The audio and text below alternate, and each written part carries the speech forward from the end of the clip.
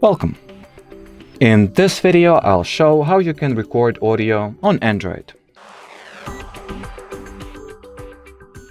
So from my personal experience, every Android device, or at least every Android, and definitely every Android smartphone at least, has the built-in voice/sound recorder. The way you typically access it or discover it is by opening some kind of an app search. I guess the easiest way to search apps on Android devices should be the app drawer search, or if you know any other method, just go for it. Or just on your particular phone, there is a better way. No hard feelings, you can absolutely use it instead.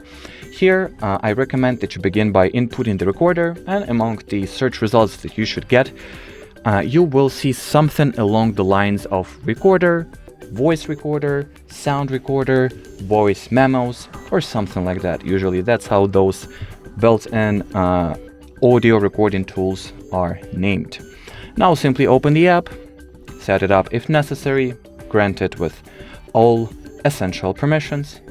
And usually, once again, here all the steps are device, or rather app/recorder specific, but usually you'll just have some big